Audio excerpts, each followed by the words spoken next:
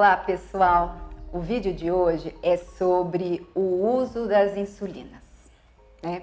A insulina ela foi descoberta em 1921, então vale aí ressaltar e aplaudir que foi o centenário do descobrimento da insulina e isso foi um marco no controle do diabetes. Então vamos falar para você que é um usuário de insulina. Existem as insulinas humanas e as insulinas análogas. Então, o que é importante? Qual que é o intuito desse vídeo? O intuito desse vídeo é te informar e às vezes te dar um start aí de algum detalhe e que vai fazer diferença na sua aplicação e isso, consequentemente, no seu controle do diabetes. Então, o modo de você aplicar, ele tem uma relação direta com o seu controle. Tem muitos pacientes que chegam aqui e falam assim, nossa doutora, eu estava bem e aí de repente descompensou ou ela oscila. Então, a primeira coisa é a gente ver a forma que você está aplicando, que você está usando a sua insulina. Se você usa a insulina humana, você tem que ver se você usa na seringa ou na caneta. Hoje existe vários tipos de caneta, dependendo do fabricante da insulina. Então, primeira dica, não use um refil de insulina numa caneta que não é do mesmo fabricante. Às vezes não vai ter a mesma eficácia. Armazenamento da insulina. Se você usa em frasco, em pen-fil, ou se ela está fechada, você tem que armazenar na geladeira, longe do congelador, uma temperatura mais razoável, assim não muito gelada, Quando for aplicar, retire ou começar a usar, retire ela da geladeira uns 15 minutos antes para tirar um pouco a temperatura mais gelada na aplicação. Segundo, se é na seringa, que tipo de seringa você usa? O ideal é você usar a seringa escalonada em unidades. Ela tem menor risco de você errar na hora da sua programação.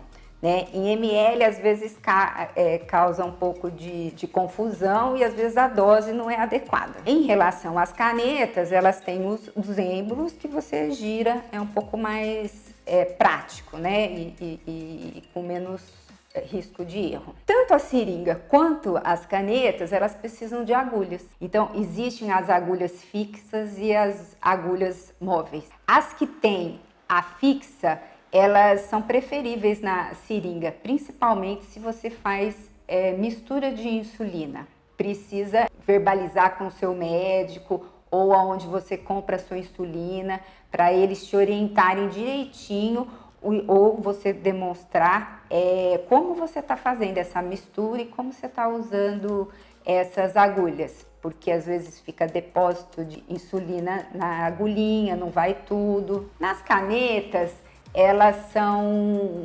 menos provável que isso aconteça, mas o tamanho da agulha nas canetas é um fator determinante. Hoje, em média, de 8 a 6 milímetros é o ideal, porque aí pega bem o subcutâneo. Agulhas muito longas, elas podem pegar um pouco do músculo, da camada muscular. E às vezes você começa a ter quadros de hipoglicemia por causa de uma absorção mais rápida. Então, eu já tive alguns relatos de pacientes que falam assim, doutora, é impressionante, eu aplico e aí algumas vezes isso acontece e depois eu já sinto que já cai rápido a minha glicemia.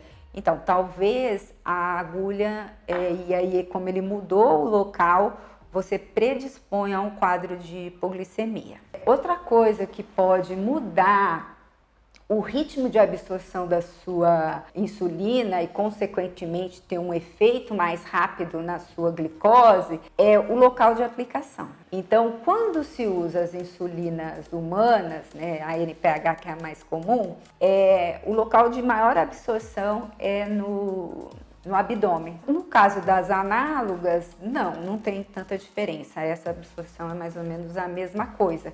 Só que existem outros interferentes.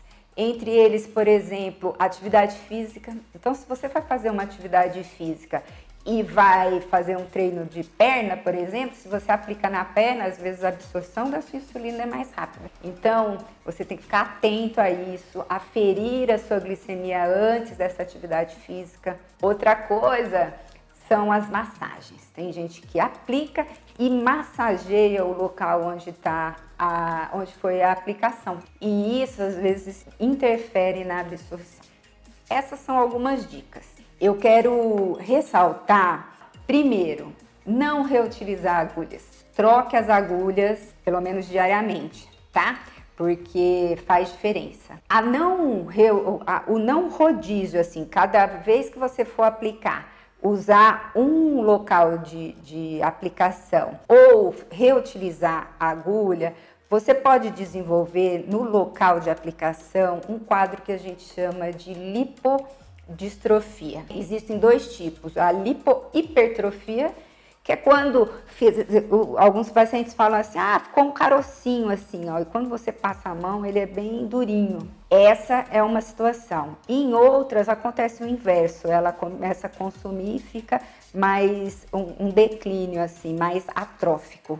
Isso altera a absorção da insulina e pode modificar o seu controle glicêmico. Eu acho que eu falei assim o básico do uso de insulina. Existem algumas peculiaridades dependendo do tipo de insulina. Então, se você tiver alguma dúvida, verbalize com o seu médico se estiver oscilando muito ou pergunta para mim que eu te respondo.